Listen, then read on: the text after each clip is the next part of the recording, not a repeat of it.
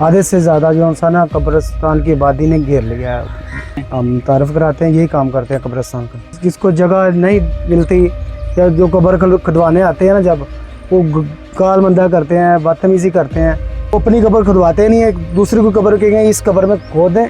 मैंने मेरी अपनी होश में 5-5, 6-6 दफन कर दिए। तो कोई अजीबोगरीब वाक़या पेश आया किसी कब्र से? अल्लाह के नेक रूह है ना, वो अभी भी जिंदा है। सांप कब्रिस्तान में है तो होते हैं, लेकिन वो उनको मारना नहीं चाहिए। सो रहे होते हैं ना, वो उस वक्त थोड़ा सा ख्याल आता है कि यार अभी दफन करके आए।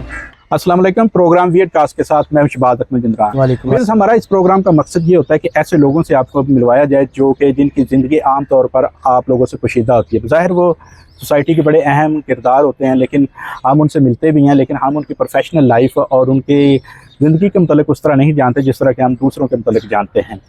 तो इस सिलसिले में मैं मौजूद हूँ आज मियानी साहब कब्रिस्तान में, लाहौर में। मियानी साहब के अंदर मौजूद हूँ, मेरे साथ एक मौजूद हैं गोरकन। आइए उनसे बात करते हैं और उनकी ज़िंदगी के मुख्तलिफ जो गोशे हैं उन पर रिक्वेस्ट करते हैं कि वो रोशनी डालें। अस्सलाम वालेकुम जी। वालेकुम अस्सलाम। क्या नाम है आपका? मोहम्मद सदीक। सदीक जी। सदीक साहब ये बताएं कि मियानी साहब कब्रिस्तान कितना बड़ा है और यहाँ पर कुल कितने गोरकन हैं? गोरकन तो बहुत ज़्यादा है, लेकिन मियानी साहब भी बहुत बड़ा है, लेकिन आधे से ज़्यादा जो सा ना कब्रिस्तान की आबादी ने घेर लिया है, कब्जे कर रखे हैं लोगों ने। ठीक है।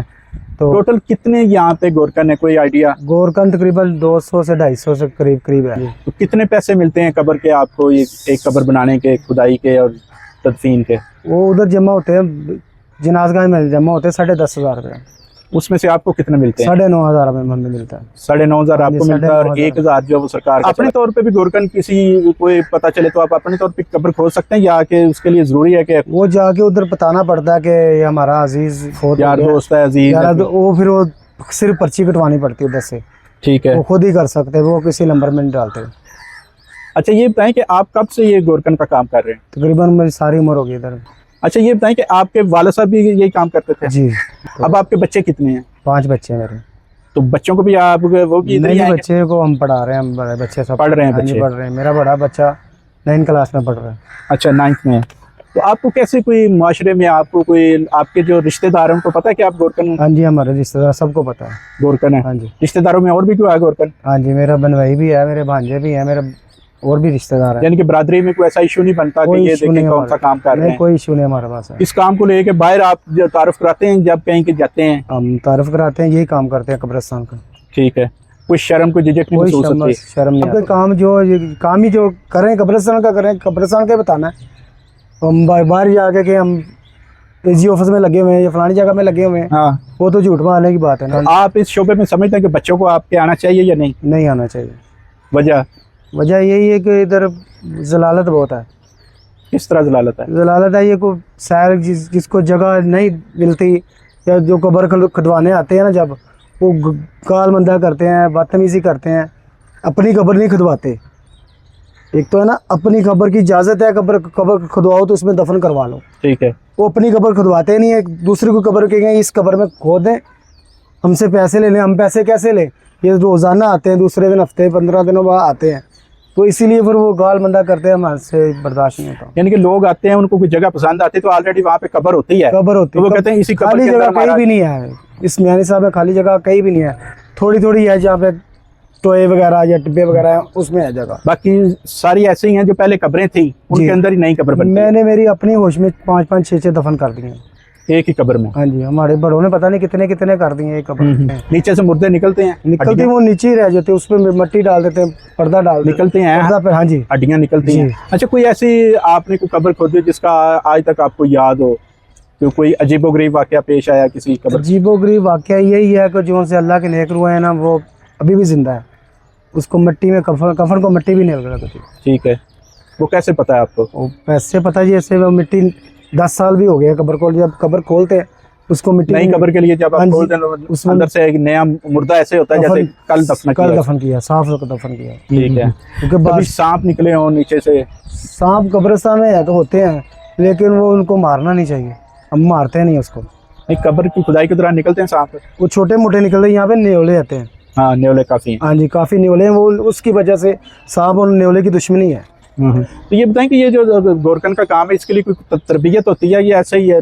तरबियत क्या होती है? इधर 14-14 पढ़े, 12-12 पढ़े, 10-10 पढ़े इधर काम कर रहे हैं, अच्छा, पढ़े अखराजात लिखे आ जाते हैं। कारोबार नहीं है ना बाहर। पढ़े लिखे लोग आ जाते हैं कि हमें ये हाँ जी करेंगे काम। जी। ठीक है।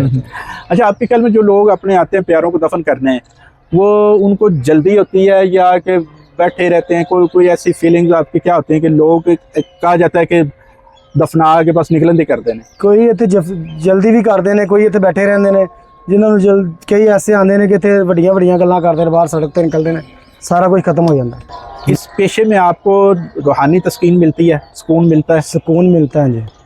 लोगों की कब्रें खोदते हैं, आपको सुकून मिलता है?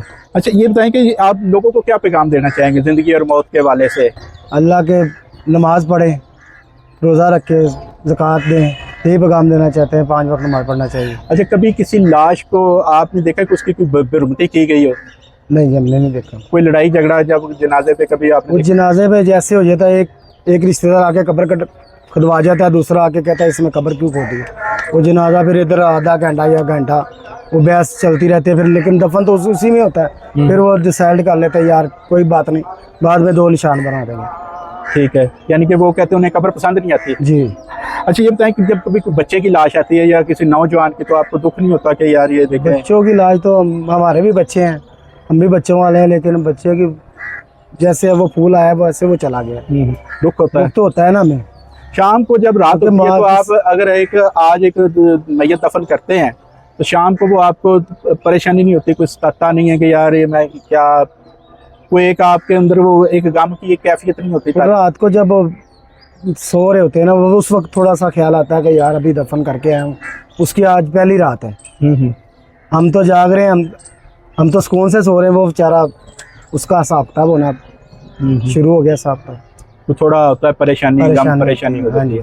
अच्छा, ये बताएं कि कोई ऐसा शख्स जिसकी कब्र आपने निकाली जिसे आप पहले जानते हैं? कई कब्रें मैंने हज़ारों कब्रें निकाली, एक कब्र तो नहीं ऐसे लोग जिनको आप जानते हैं उनकी कब्रें निकाली हैं कि यार मेरा दोस्त या जो फलां फौत हो गया, मैं अपने हथी जो दफना के आया या कब्र कटी? कई दफनाइयाँ करेंगे। हाँ जी, रिश्तेदार आते भी, अपनियाँ भी।